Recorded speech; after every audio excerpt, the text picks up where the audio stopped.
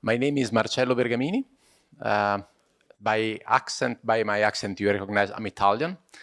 I'm working for a Swiss company, Crystal Hemp, and we are specialized in application of cannabinoids to pharmaceutical product. I'm very honored today to be the chairman of this session. And the first speaker is Todd Palcic from US. Todd has more than 15 years of experience, mostly in pharma and natural product from the operational standpoint, right? And also marketing and economics. More than 25 years. 26. Okay, even more, okay. So, and is focusing on the part of technology, engineering, GMP application, and everything that is related to the life science operation. Is currently president of Thar process, and Todd, the stage is yours. Thank you. It's the only one. It's the only microphone. Hello, everyone. Welcome. Thank you. Thank you to the organizers. I didn't think they could pull this off. A couple of months ago, we would be embarrassed to say on LinkedIn that we were attending this conference, you know, because people would shame you, and I've seen it. And now here we are, proudly talking about. A couple of years ago, we wouldn't be talking about on LinkedIn even being at a cannabis conference, I feel like. And now it's the business, it's the place to be. So first of all, I want to ask a quick question for you. Who here knows extraction? Well, all of you know it because you all make coffee in the morning, right? Yeah, but you probably don't know that decaffeination of coffee is done with supercritical CO2, among other things. So today we're going to talk about CO2. So your water extracts the coffee flavor, but the caffeine in many cases is done with CO2. Hops beer, like Heineken, Budweiser. Actually, it's not brewed the old way. They extract it with CO2, they get a pure extract, and then they take that small extract, and they basically take a vodka with a lot of water, and then they create a beer, right? So it's not like it used to be. And supercritical CO2, the reason they use that technology is because it gives you the most pure extract. So what I'm talking about today is not some sort of new phenomenon. You're already drinking decaffeinated coffee maybe at night, and you're already drinking some mainstream beers. So you are familiar, whether you know it or not, with supercritical CO2. Today, I'm going to make the claim that it's the most sustainable solvent. And we are actually upcycling CO2 and using it as a solvent, all right? So Thar, our company in the US, we're actually doing two things. We are the extraction and purification company for major food and pharmaceutical companies. If you think about the vaccines, we are involved with purification of lipids for vaccines. If you think about food, we do algae, CBD, and walnut extraction, for example.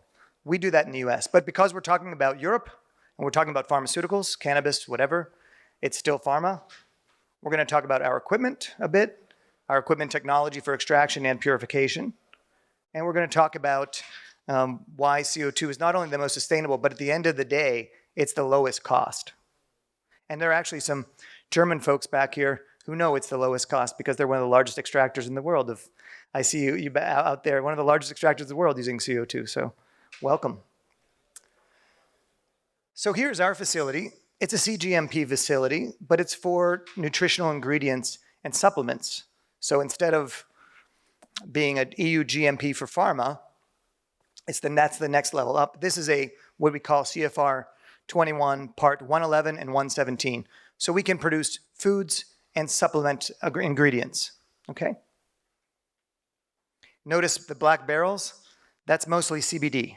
That's either CBD or water and terpenes. So in our particular processing, we are experts in that for 31 years, we've been doing this. We're not new to the cannabis industry. We were not doing hemp 4 years ago. We were running regular nutritional supplement natural products. And hemp and cannabis are just another natural product. And in our case, we're not doing the farming or the synthesis. The pharmaceutical companies do the synthesis, the farmers do the farming, Then they send us the product. We extract with CO2. In the case of hemp, there's a lot of wax. It's an outdoor product. We're using our patented CO2 winterization product to remove the waxes. And then CO2 purification, which is called chromatography. It's using CO2. We're able to isolate or separate different distillates, CBC, CBD, CBG, whatever the cannabinoid of the month is, we can separate it. And then we also do the distillation in between when necessary. It's not always necessary. The largest CBD brands in the US process with us. Why do you care about CO2? Well, look, for the customer, it's safer. Why? It's safer because it's non-toxic. For your employees, it's non-flammable. You don't need to build a facility that requires explosion proof. You don't have to spend all that money. And in the US, getting sued is the biggest problem, right? So think about the compliance, the insurance costs.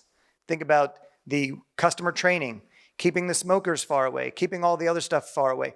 Compliance is a major issue. So flammability is a major issue. In the US, we have a problem where people are using hydrocarbons, and there are accidents almost every month, especially in storage. We don't have to worry about storage of CO2. CO2 comes so cheap, you won't even notice it. When we have it on spreadsheets, and I've seen many, many presentations, it won't show up. When I look at a business model, it won't show up. Because CO2 is reclaimed, typically in the US from bioethanol, also brewing. It's upcycled into a solvent. So instead of buying ethanol as a solvent, you're buying CO2 for pennies, just like Coca-Cola buys CO2 for their beverages. Or McDonald's or someone buys the same beverage grade CO2. And of course, we're recycling it. 99.9% recycled in our process. So you're capturing CO2, and then you're running it, recapturing and recapturing and recapturing until finally it escapes. So it's like upcycle squared. There are many products extracted with CO2 today, but people don't even know it. One of my favorite ones is red algae. We did a lot of work with astaxanthin. We had to take CO2 and make it very strong solvent to get astaxanthin out from red algae. But CO2 is interesting in that you can make it very light solvent to extract terpenes, and then you can increase the pressure and temperature and make it a very strong solvent. So, for example, after you're done the brewing process, you can extract a supplement called xanthohumol, which is at 850 bar pressure, very high pressure. Or turmeric, you can go to very high pressures to do that. But if you wanted the essential oils, you only need to run at a low pressure. So it's a very tunable solvent. Terpenes are a hot one. In California, and now I just heard today in Israel, it's a big deal. One of the problems in all natural products is the terpenes. So people run an extraction, let's say ethanol, and then the problem you have is, what about those monoterpenes? You can always get the sesquiterpenes. They come out with your regular extract. But what about the monoterpenes? So we have this green vessel there. It's a cold trap. We're able to run CO2 in a light mode, an easy mode to pull off like when you smell flowers outside, you're smelling the terpenes, the pine trees and such. And those have therapeutic powers and the powers of the entourage effect, which I think a lot of you have heard about. And it's true. And terpenes are even more expensive than cannabis oil in California because they require cannabis-derived terpenes. They will not let you use citrus terpenes. Actually, in my state of Pennsylvania, it's a gray area whether you're allowed to use regular terpenes from the food industry or terpenes from the cannabis flower. So a lot of people have problems capturing terpenes, and we've solved that problem. So here's an example of a system that we sold to a hops manufacturer on the other side of the globe, not you guys. But it runs about 5 tons a day of hops. It could do 4 tons a day of hemp. Also could be used for, and is used, certainly the process used for DHA. A lot of people think about DHA in the milk. Personally, I wouldn't be surprised if CBD becomes like DHA, another ingredient, commodity ingredient in foods. People forget that there are a lot of natural product-based drugs. I mean, personally, I forget. I always think about the pharma industry as a synthetic industry, as a bunch of chemicals, or nowadays a lot of bio proteins, peptides, etc. But a lot of these original drugs, or at least a lot of the base before the synthesis, these are semi-synthetic drugs. And what happens in these natural processes is after the extraction, you need to cut and isolate or separate the same thing we're doing with the COVID vaccine, with the lipid that encapsulates the mRNA. You need to remove certain impurities and capture the main band of interest. So in this case, we're removing, this is from the THC-rich fraction from hemp. We're removing the THC, capturing the CBC. There's a lot of evidence out there that without the CBC, for example, the epileptic seizures would continue, even if you give someone CBD isolate without anything else. You know, the GW Pharma product is not CBD isolate. People think about it's CBD isolate. No, it's a full spectrum product. Charlotte's Web, the most famous US CBD brand, it's a full spectrum product. When they changed their brand and changed their product, did children start having seizures again? So there are other cannabinoids that play a role. There are terpenes that play a role. We don't all understand it totally yet. There are a lot of other people here who understand a lot better than I do. But these other minor cannabinoids, there will be hundreds of clinical trials on them, either acting alone or acting in synergistically, right? For the entourage effect.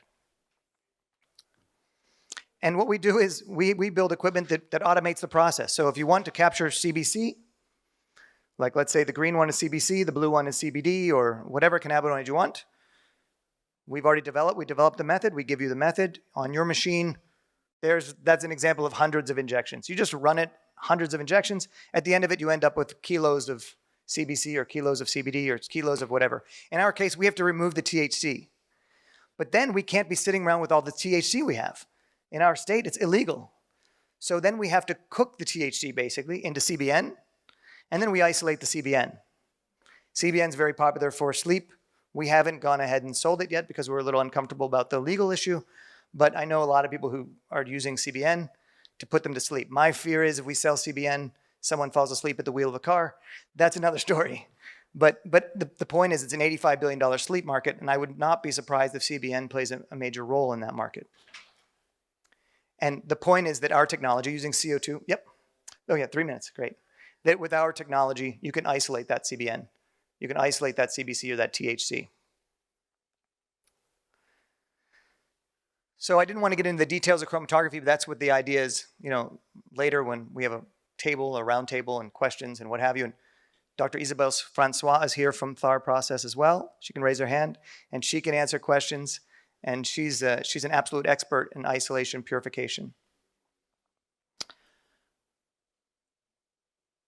So I like to talk about the sustainability part. Sometimes I'm alone. I think in this industry, a lot of times we're moving forward with forgetting. We have a chance to start this industry sustainable from the very beginning. I mean, this is it, first inning, like we say in baseball terms, first inning.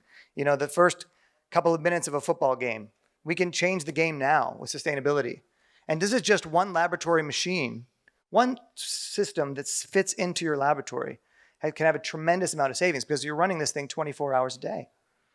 On the large scale, and if you ask our hops friends back here, our German hops friends, they'll tell you that these numbers are tiny compared to the amount of CO2 they're saving. Not just CO2, but all the other contamination issues and storage issues and hazardous solvent. At the end of the day, when you use a solvent, it's a hazardous, it now has contaminated with the extracts. Like people know about CBD isolate. Do you know that CBD isolate at the end of it has a mother liquor that's high in THC, which most companies do not want, disposal companies cannot take. And then it has a lot of toluene or other hexane or whatever other solvents are in there, alkanes that are really very hazardous and expensive to remove, more expensive than actually the cost to buy it. So there are small systems we sell for purification. There's small systems we sell for extraction, up to 4 kgs a day purified in this case. And there are larger ones. We have people selling these ingredients. They're doing up to 100 kilos a day. They're selling CBD as an ingredient running these machines in GMP, but not EU GMP facilities for this scale. On this scale, we have people running actually in EU GMP facilities. And we've been working with GMP for years, including pharma GMP, customers like Alkermes and Parker, and where they have facilities that are, and really actually this technology, all 25 of the largest pharmaceutical companies use this technology, SFC, but in the laboratory. They're using it for drug discovery. Companies like Merck, GSK, Pfizer have dozens of these machines for drug discovery. So it's not a new thing. It's since the 1990s, people have been using CO2 purification. It's also called SFC technology. And finally, for the business guys out there, you want to know, and ladies, you care about cost.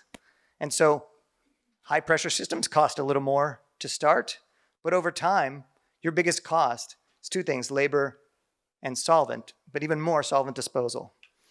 And solvent disposal is the reason that we are the green line at the bottom, and other people are using flash. For example, this is a very simple method developed in the 1960s, essentially. Simple, basic preparative chromatography using heptane.